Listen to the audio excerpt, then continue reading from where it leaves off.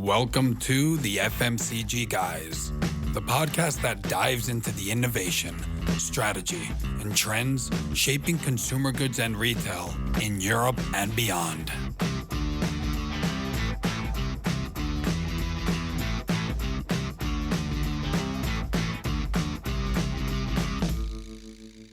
Welcome to the FMCG Guys podcast. I'm your host, Daniel Torres Dwyer. If this is the first time you join us, which likely it isn't, we speak here with the top voices in the fast-moving consumer goods and retail industries. Have been running this podcast together with my co-hosts, Efrain and Christine, since 2022 and growing since then, and right now up to 14,000 plus followers on LinkedIn as we stand, and also now a growing Instagram community, so you can follow us there as well. So the topic today is one that's very exciting, but extremely challenging for FMCGs. So the physical shelf was the paradigm before you went to the supermarket and basically FMCGs competed to see who had the best positioning there and which brand consumers effectively saw first. But of course, the surge of online, what's happened? Well, there's been a radical and rapid digital transformation. 66% of FMCG growth is coming from digital platforms. Plus, you have all the search and all the discovery of brands that consumers find on the so-called digital shelf. So it's crazy important, as we were saying with our guests before our call today, for companies to get their stuff together to win in this space. And to speak about this topic, we have two experts here with me today. On one hand, there's Gemma Spence, Chief Digital Commerce Officer at VML, and Anja Spielmann, who's the Global Brand Experience Director at Mars. Thanks for joining me. How are you guys? Very good. Great to be here. Thanks for having us. Yeah, likewise. Thanks so much for having us. It's going to be quite the conversation today. I know. We connected to brainstorm a bit on topics before, and we should have probably filmed that conversation already because we had a lot of stuff going on there. Totally. And it's also where do you start, right? Because it's quite the elephant to kind of bite off. So it's kind of how do you start to break it up in a way that's manageable? Yeah, nobody knows at the moment how to slice the elephant in the right way. So where do you start? Where do you stop? And where do you even pause to slice it?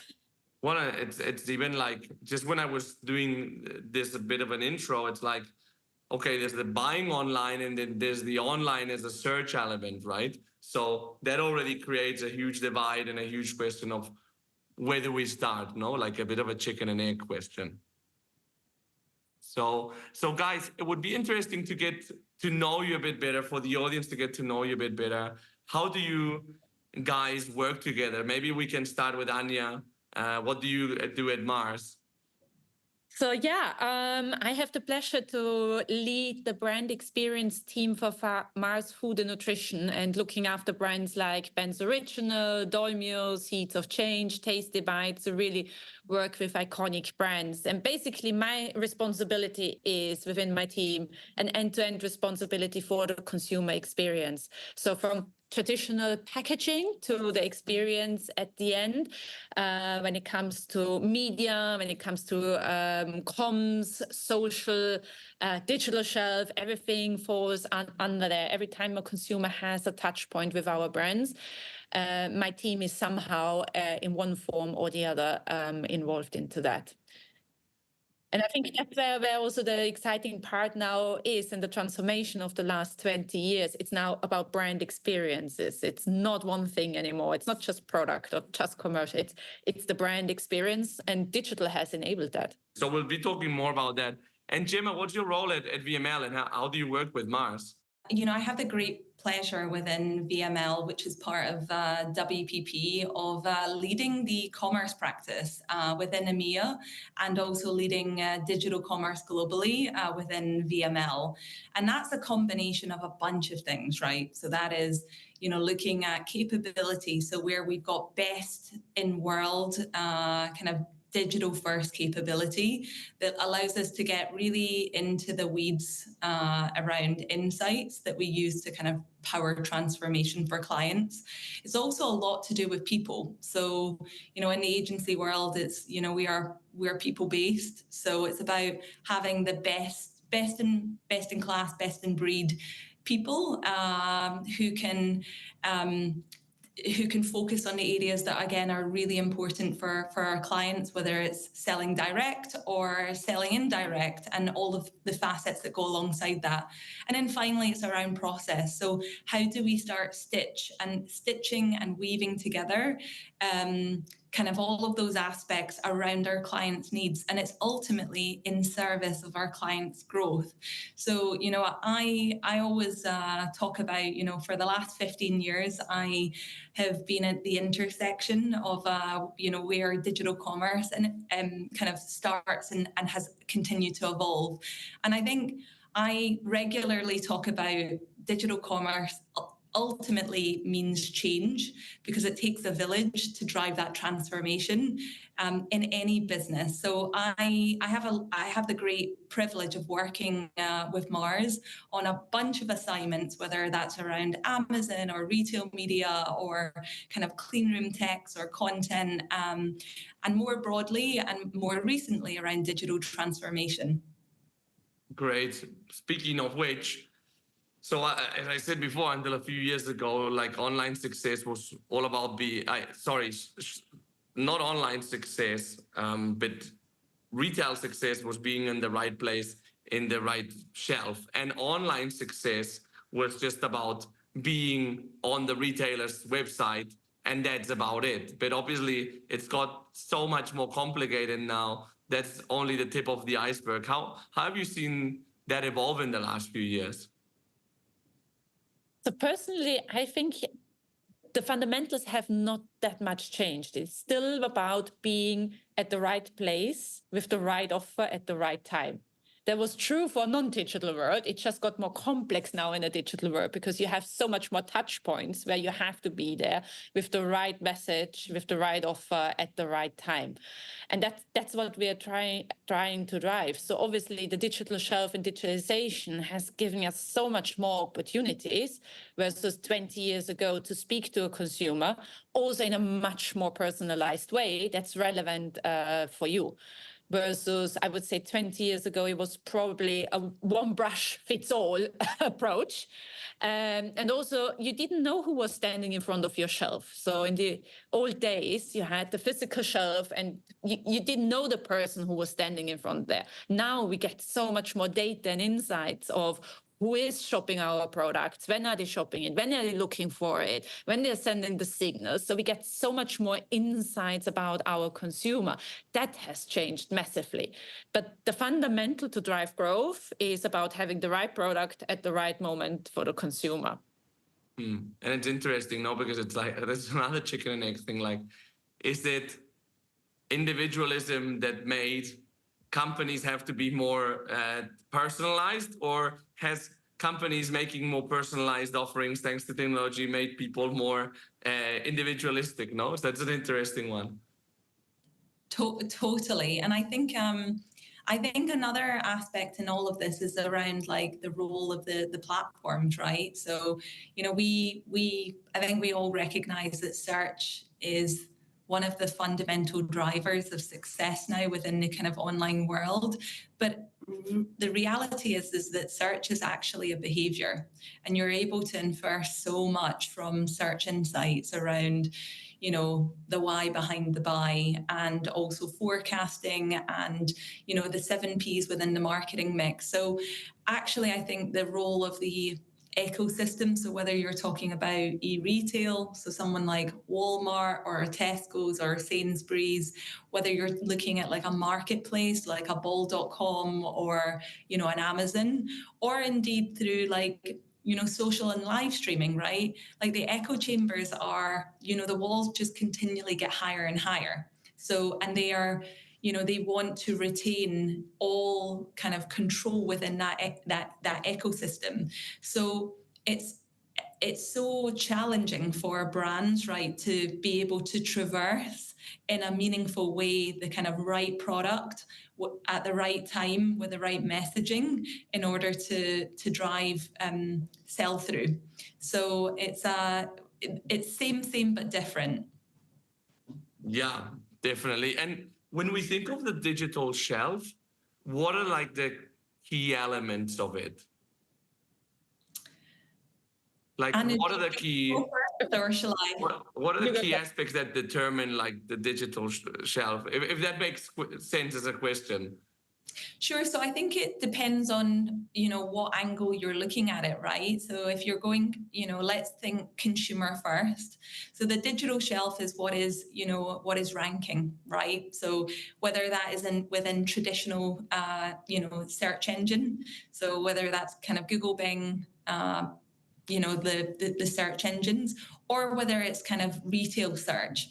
And, that's a combination of paid, owned and earned. So, getting your organic content well optimized based on what people are searching for and how they're searching, ensuring that you've got the right kind of structuring of reviews and, kind of aligning to kind of retail guidelines so that you've got all of the attributes. So both high fidelity and high quality, as well as complete data sets. And then using kind of paid in a highly targeted manner in order to drive eyeballs and sell through, which again is going to impact your ranking. So that, I would say, from a consumer first perspective, is like, you want to be in the top 3 positions in order to gain meaningful kind of cut through or market share growth. But from a brand perspective, really it's about, it's first of all, it's the selection of your products. So what is your portfolio? What is your core portfolio? And, how is that then deployed across your key routes to market? It's again having, looking at the plumbing and piping. So have you got complete data and is it high quality? Because we know rubbish in, rubbish out. So, it's ensuring that you've got that. And then it's looking at then that kind of, so you've got the creation, the adaptation, the deployment, so syndication, and then the optimization. And because these algorithms are, often optimizing daily, it's about having, again, accurate and culturally and kind of seasonal relevant content that again reflects the need and the mood of the brand. So and I think finally to that, AI plays an incredibly important part in all of this, because to Anja's brilliant point around personalization, increasingly people are looking for a one-to-one connection, and in order to do that, you've got to have high fidelity, complete and high quality data, so that you can then push in and you can test and iterate. So from an experimentation. So it's really the digital spine of an organization.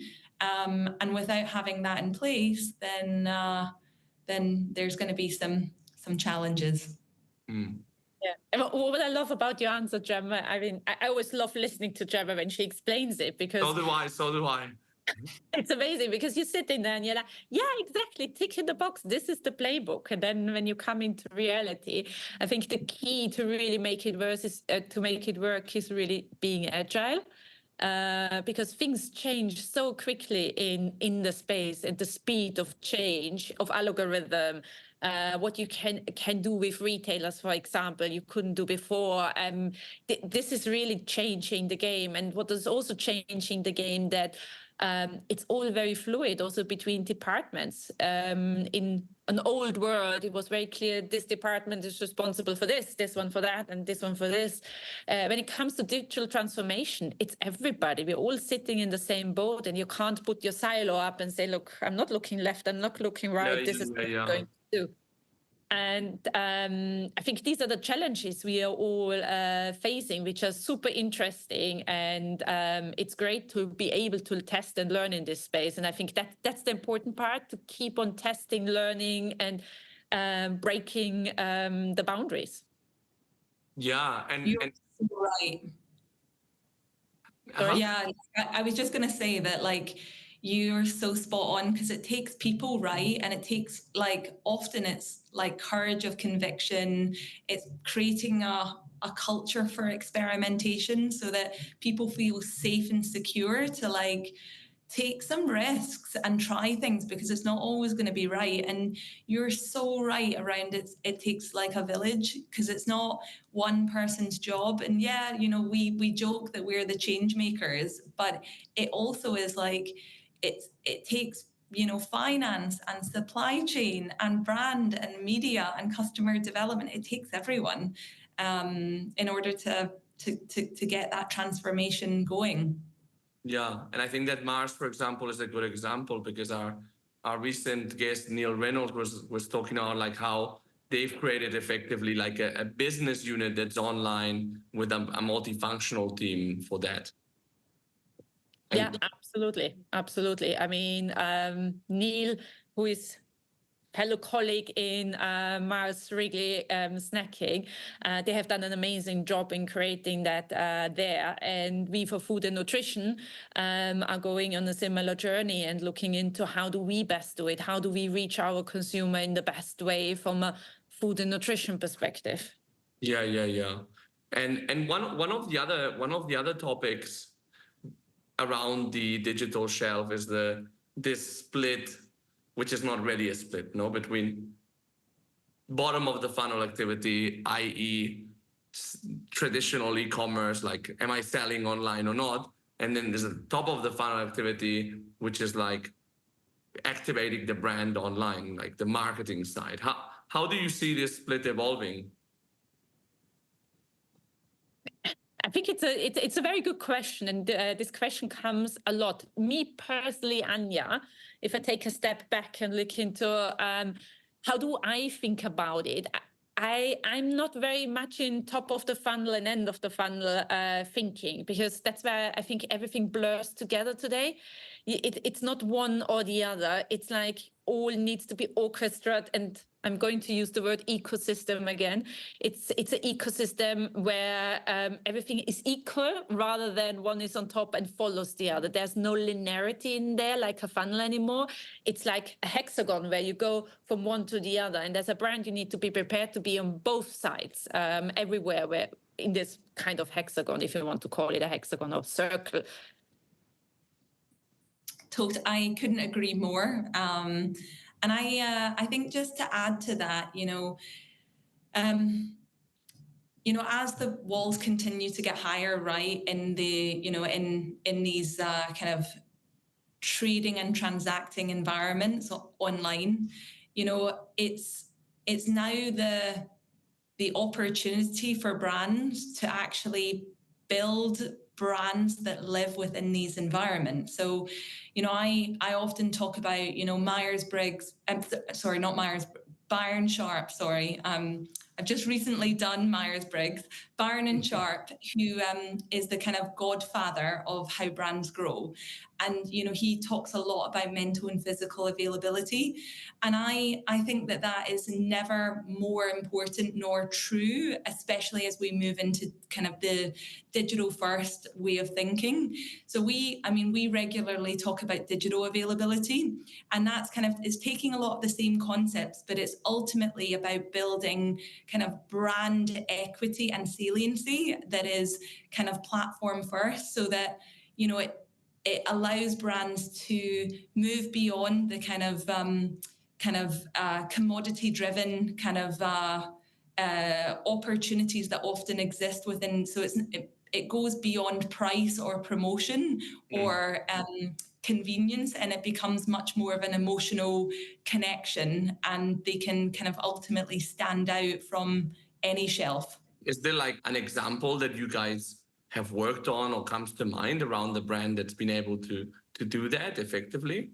I always hesitate on those questions, because what's the measure of success? Because there are some brands I think we're doing a really good job with. I mean, Ben's Original, we're really on a great journey and doing a good job in it. Are we at the end of the journey? No, there's still so much to learn and so much to do, and there are pockets of excellence. And there are the ways where we still want to opt our game and go even further go even further than where we are today. And obviously there are brands that you look up to and you're like, oh, wow, they have probably cracked it. And then you speak to people and you're like, well, they also have still the same questions and challenges that we have. So I don't think there is somebody who has it perfectly. I think there's everywhere a pocket of excellence at the moment where we all can learn from each other. I think that's the important part of within the industry, to really learn from each other of the best-in-class cases. Yeah, because that brings a good point. Measurement. How do you measure a brand's success on the digital shelf? What are the key metrics that reflect that things are going in the right direction, or that they're not in the right direction? Yeah, so I think that first of all, measurement is often a dirty word, right? Because people are like, oh, like, you know, it's such a heavy lift, and you know, how do you put the metrics that truly matter? Because actually, like, there's going to be some metrics that are going to be really important to sales, but actually not important to kind of media or to brand or to finance, right? So I think that it's about creating a framework. So first of all, I'm a firm believer that you got to get pretty into the weeds in this space, because you've got to be able to benchmark where you are and then be able to then hold hands together, and then in 6 months, 12 months time, be able to look at what has been done and be able to have a very honest conversation about what's worked less well, and like what do we need to do all together in order to move the needle longer term. So I think within the digital shelf, there's a bunch of areas around kind of, I'd say, from a digital scoring standpoint that you can look at. So it might be, you know, again, if you've got a digital shelf utility piece of software, you might be looking at your total portfolio, you might be looking at completeness, you might be looking at rankings, it might be things like stock levels, pricing or promotions. But ultimately it's about share, right? So you want to be able to look at what is your overall share of the category, you know, what is your share of search, and ultimately your share of market. So I think it's about layering of these things, you know. So that would be the kind of classical kind of, I would say, digital shelf scoring. But you know, that's only one measurement. And you know, actually, I think that you need to have a true set of measurement criteria that kind of cuts across to do kind of broader digital commerce transformation, because some of it's going to be about talent and upskilling and digital IQ. Other parts are going to be about kind of collegiality and collaboration. Parts might be to do with workflow, so it might be adoption. And then there's going to be about that kind of the more commercial elements, as well as things like retail media kind of growth and performance. So there's a whole plethora of things. So not to have a political answer, but I think it does need to be tailored to the individual organization too. And couldn't people just argue, look, success is just selling more online. So whoever sells more is who's winning. Wouldn't that be a case for measuring success? I mean, ultimately, yes, because, you know, businesses are in business to drive sales, contribution and growth, right? So that's, but I think sometimes you've got to, you know, as we talked about, we've got to get the digital spine, and, you know, it requires, you know, a bit of a step change in a lot of organizations, especially large behemoths that, you know, have a legacy way of working and a very specific culture around that. There's actually, you know, there's new kind of operating models, there's new structures, there's often new roles, and those things are sometimes you almost need to take a bit of a step back in order to kind of accelerate forward. So those things require a slightly different view on the world, in my opinion. Yeah, because you could be like selling a lot of one product but having like all the data back, like having like, yeah, like when you're like inviting somebody to your house and the room looks amazing, but actually you're just piling all the dirt under the bed, no? Like that could perfectly happen, no? And then you have a problem that gets accumulated. Absolutely. I think personally, it's so important, as Gemma said, to have shared KPIs, and it's not one measurement, it's a couple of measurements. And what I always ask, what's the behavior we want to drive? Because measurements drive behavior. That's the most important. And what's the change we want to drive? And whatever measurements you take, it's those measurements that will drive that change you want to see. And it could be this year this, next year could be another one. Everything for the ultimate goal, obviously, to sell more. In our case, it's always household penetration. We're going back to Brian Sharp and it's like, do we get our products into more households? That's our ultimate goal that we are leveraging up to. But that's also not done by one thing, it's by a multitude of things. And the other thing, which I personally think is one of the huge success criteria, it's shared measurements between agencies and companies. Mm-hmm. They need to be one. That can't be different for an agency versus, in my example, Mars. We need to have one shared KPI and one shared measurement framework as one group, so we are all working towards the same. And it's about understanding both sides, what's important for both sides to come to a better place. Yeah, because maybe somebody could start working with an agency, and then when the outcomes come, everybody measures something different, no? And that's not very good. No, that's a great point. Actually, Anja, I wanted to ask you, because we talk a lot about like how companies have created, we were mentioning e-commerce departments, or yeah, like more in like the sales area. How is marketing transforming? Because obviously this e-commerce thing is not a sales channel anymore, right? It's much more than that. So how are marketing organizations evolving? In your case, also, Jim, interested to see it from your viewpoint to adapt to this digital transformation. So I believe if you step back to my intro at the beginning, if you just look at my job title as a brand experience director, I'm not nowhere in my title as marketing. Yeah. And that shows already the change as companies that we're driving. We're not looking into a traditional way of doing marketing anymore. It's about looking holistically at the consumer, putting the consumer at the center, and based on that, setting up the teams in order to be able to deliver. And digital transformation, obviously, is one huge transformation lever within that. So when it comes to content creation, how we create content, very, very different today. And I can guarantee you in 5 years, it will be very, very different with AI, for example, coming in. On platforms, all the new platforms that have emerged in the last 5 to 10 years on how we reach consumers there. I mean, very different capabilities and different thinking. Even when we come to comms briefs, nowadays, they look very, very different than 10 years ago, where we're living in a 6 second, in the future, we say maybe 3 or 1 second world versus 10, 15 years ago, we lived in a world where 15 to 30 second copies were developed. So it is massively changing, and it requires also a massive change of capabilities and the way you think about it and think about the consumer more holistic and connected. And if you go back to Brian Sharp again on look into how a brand's built, it's all about being distinctive and consistent. And I think that's the challenge we have. We have so many more channels. And as said before, consumers using those channels in various different situations. How do you make sure across all touch points you're consistent as a brand and you're distinctive as a brand? That's a huge challenge, which 10 years ago was a different challenge, but not as complex as it is today.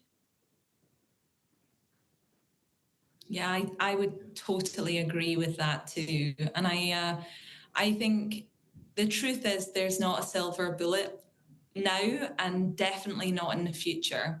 And the reason I say that is because the truth is every business is different, you know, whether they are centrally driven or divisionally focused, whether they are bottom up or top down, right? Like, you know, and also indeed around the products and the kind of value proposition. So there's never going to be that kind of one size fits all. And, every business is on their own journey and they're at a very different stage of maturity.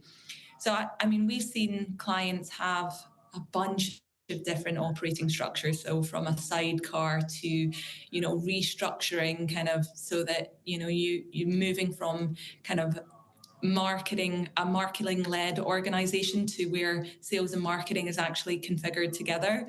Like, I don't think that there is one size. I think it depends on the orientation of the business. And, as we said already, some businesses are sales and kind of like demand-led within the way that they kind of go to market, and then other ones are very marketing-led. So I think that a lot of those things kind of play into the ultimate operating model that they apply and then kind of go forward with.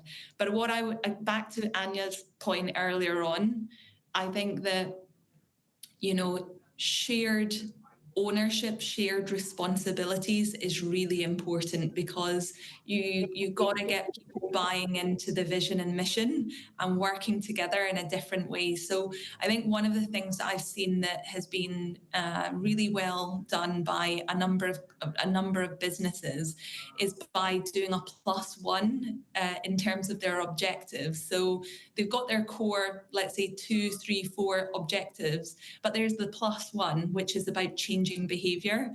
So it might be something to do within finance, where that +1 is around, a different financial structure for retail media, which might be looking at gross to net and A&P in a configured fashion. Or it might be within supply chain, how they're doing kind of a just-in-time model, or, Kanban or whatever, so that everyone has a set of objectives that link to their focus, but ultimately also connects back to the broader change that you're wanting to drive within the business. I think the term digital transformation, we heard a lot about it like in 2014, 2015, which is kind of when I was starting to headhunt. Then it kind of disappeared and it was like all about e-commerce. And then I think now we're coming to the point that we're realizing that Renaissance. Exactly. We can't really go forward without that multi cross-functional support.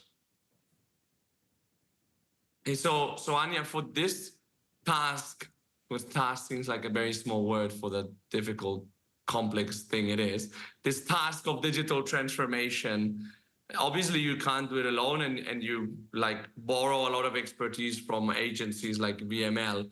How do you have like a way to set up all these different external elements that help you with digital transformation? Because obviously we were talking about the digital shelf before, all these elements and there's different experts on the different parts of the process. So how do you get that granularity? Yeah, it's a very good question. And I think many of us in the industry ask ourselves that question. And I asked myself about 2 years ago the same question, where I was basically sitting at home and thinking, oh God, there's so much data. We know so much about the consumer today, but it's somewhere siloed, sitting everywhere across the ecosystem. And that's why I'm like, wouldn't it be great to have one ecosystem where everybody speaks to each other and everything is available to everybody to enhance collaboration? And that's what we are trying to set up, is an integrated ecosystem of agencies. We call it the kitchen, which is obviously a very nice branding name, but it's really... But it's really about having the right capabilities for the right task at hand, and making sure that everybody connects to each other and we don't have a linear way of thinking about our agency. And it goes back to your question of lower funnel activities. In the old world, you would brief a creative agency, they come up with an idea, you would hand it over maybe to social agency, you hand it over to a shopper agency, you hand it over to the e-com agency, and you hand it linear down the line. Our vision is really to have one ecosystem where the idea is created together and everybody's sitting around the table at the same time and has an equal voice to say, and this is how we can execute it. This is how we best can bring it to the consumer, to really put the consumer at the center of what we're doing and create this ecosystem rather than a linear process, and have the collaboration, because there is so much insight and data that is literally there that we all can benefit from. And when did you start this to work like in this way? We started a year ago to work in this way, and yeah, we are early days, but it's super exciting to see already the change that's happening, and especially the behavior that's changing. So that's really very, very exciting to see.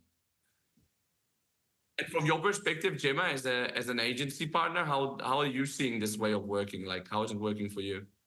I mean, so first of all, it is such a fantastic initiative. You know, it really allows WPP and all of the WPP agencies, of which VML is one, to be partnering and collaborating real time with Mars. And I think, as you know, Anja very eloquently put, you know, it is, you know, it's an interoperable environment where we can start to exchange ideas.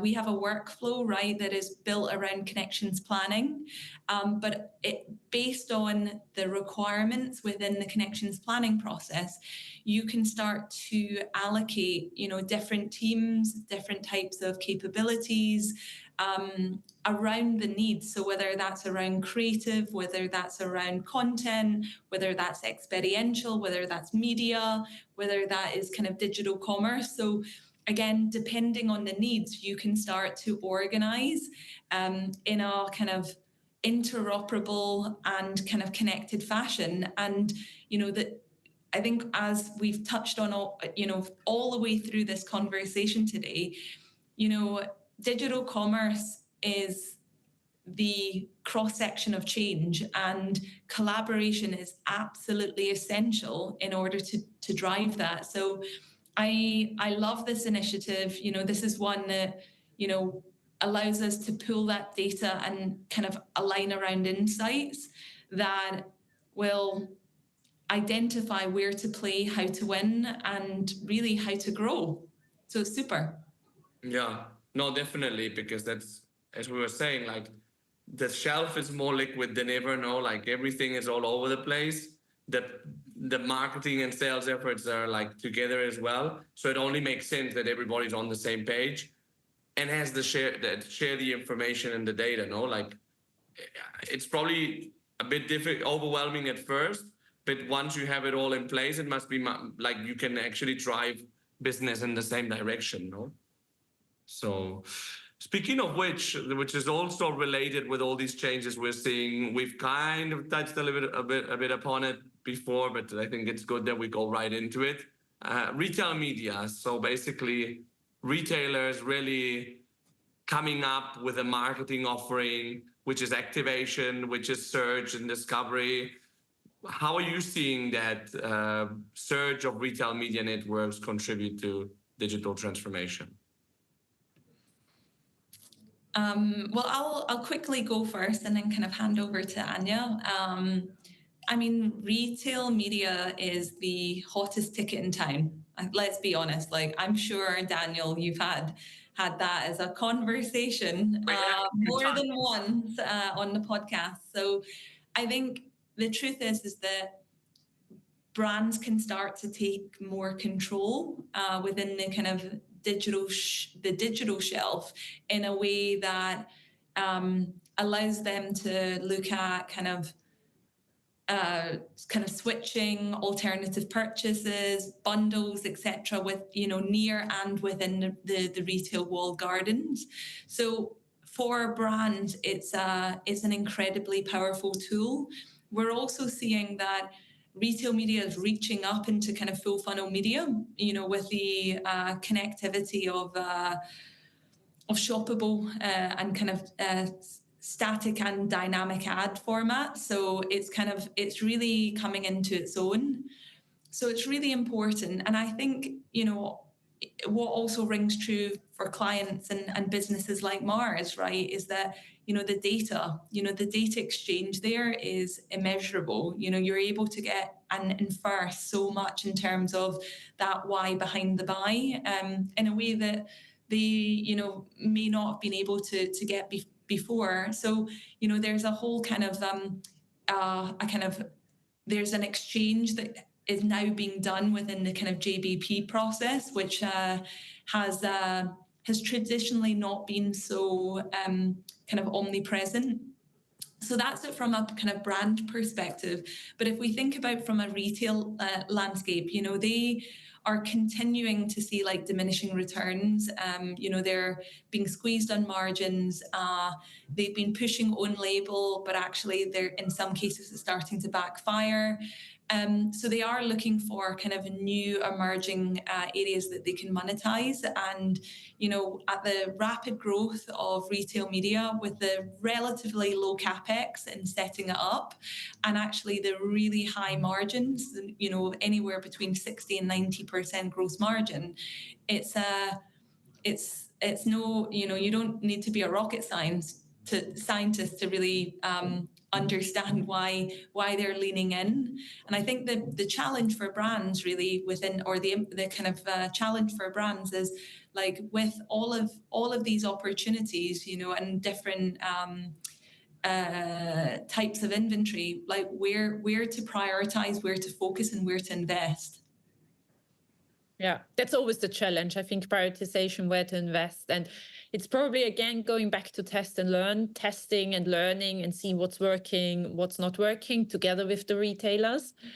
And also for me, it's about creating an ecosystem again, rather than seeing traditional media and retail media as very separate things. On how can we see it as one, and how, because the consumer at the end is the same consumer.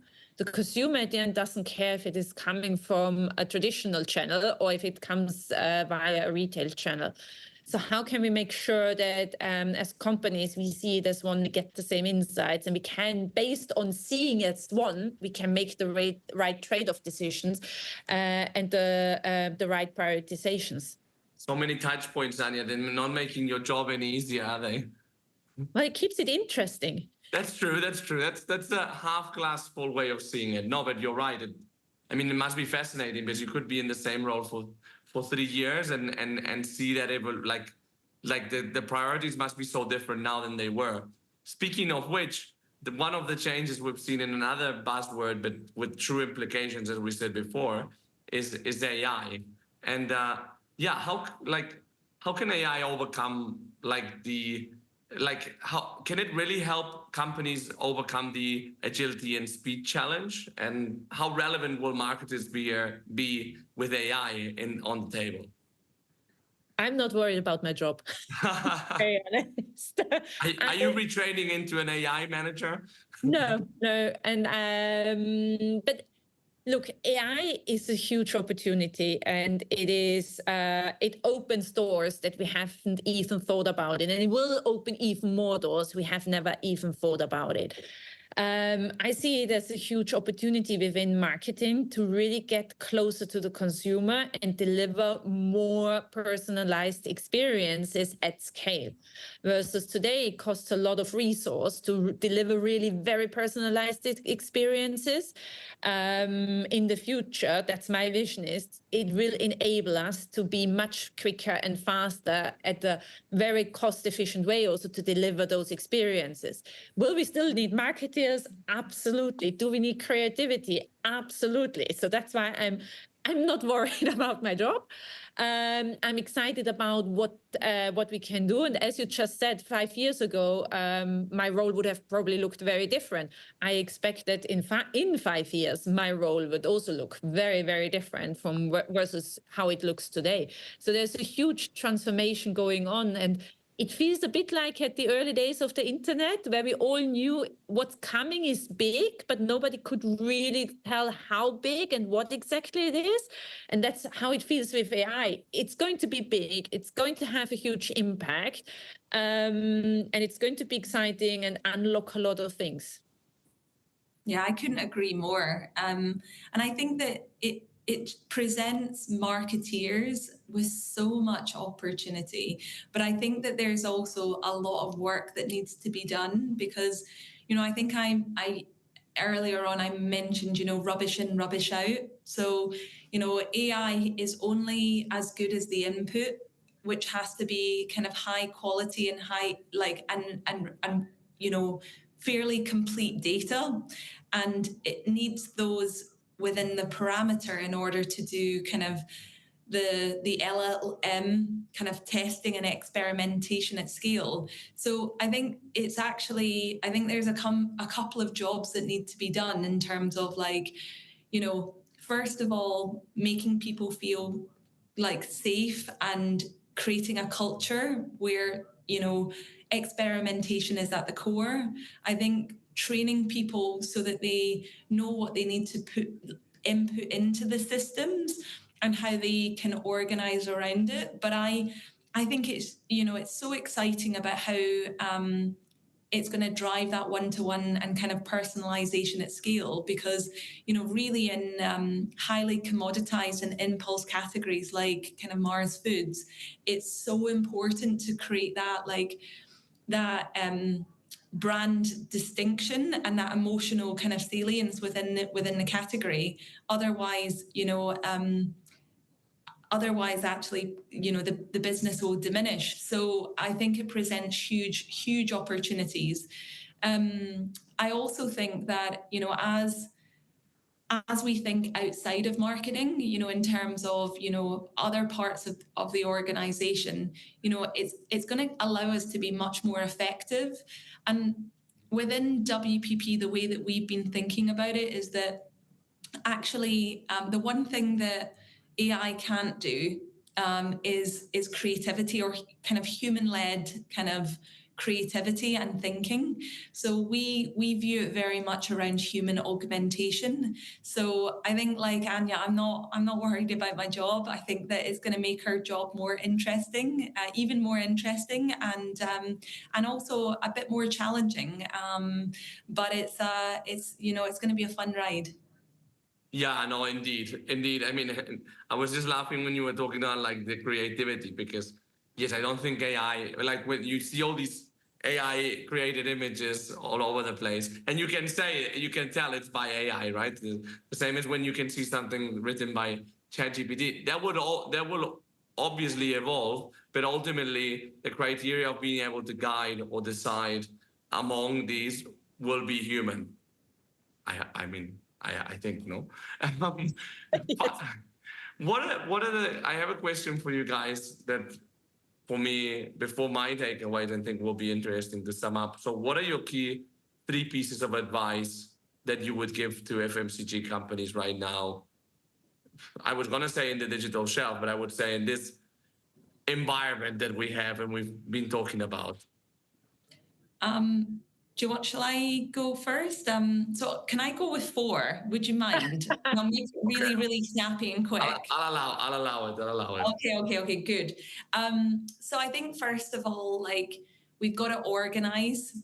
I think FMCGs need to organize in a way that allows for kind of collaboration. So that's number 1. The second one is create a culture of experimentation, because and take the fear out of it so that people feel like they are safe and secure in order to take some risks and learn a lot.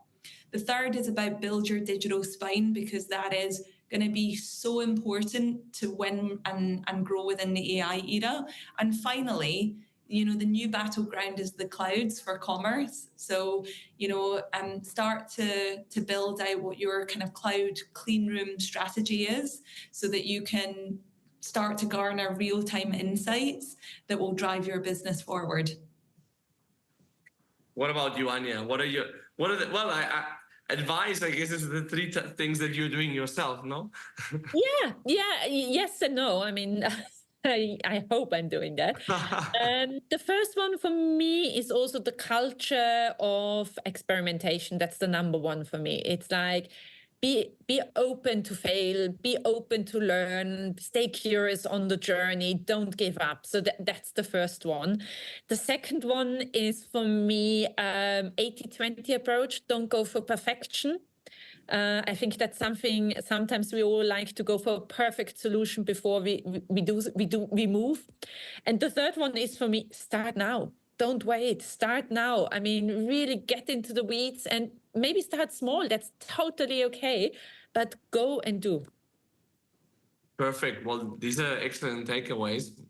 You nearly made me not have to do takeaways, but I'll try to do mine as well from this amazing conversations we've had. If you guys saw the notes that I've taken for this conversation, we're alluding before that we should have recorded the call to prep for this call. But this one, every time I speak with you guys, I learn a lot and I come out with all these takeaways. So where did we start? I mean, we started really going into the digital shelf as the new paradigm, right? And it was interesting to hear you, Anja, saying that the fundamentals have not really changed that much. There's right place, offer, and time. But now with many more touch points, and many more complexities. So I guess we could argue that the iceberg, well, the tip is kind of the same. The fundings of it, it's like a much deeper iceberg now.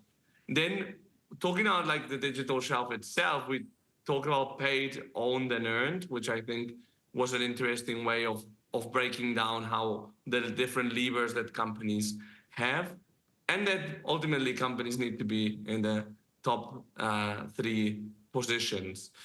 I really liked what you said, Anja, about like the different aisles of the supermarkets or the different departments are very fluid online, no? I mean, and ultimately you could be buying a pair of some biscuits, and in the supermarket you wouldn't have it next to you, but what gets offered to you next to the biscuits is a laundry product, for example, no? Which, if as category managers, when analyzing a category, you normally analyze it against the competition, but how do you analyze it then against another product that counts that way? Which actually is interesting in a world where we have like so little short attention spans, no? Which is part of what we were talking about.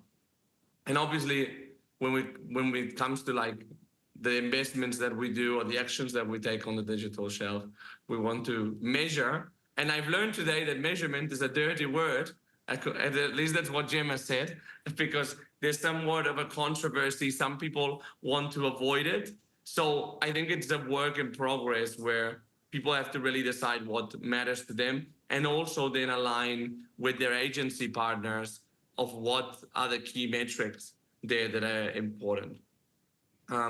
We also talked about the change in marketing, and Anja said, and I agree, so that her role as brand experience director is like a paradigm of how the department has changed, so that it's really not about like the marketing itself, but about like all the all the touch points of the brand. And then I think that we talked a lot about organizations having to be more experimental, having to test and learn more, and basically we didn't talk about it like that, but it's breaking down the silos and have multifunctional teams working together, as well as with different agencies that are all the different parts of the customer journey, online and even offline.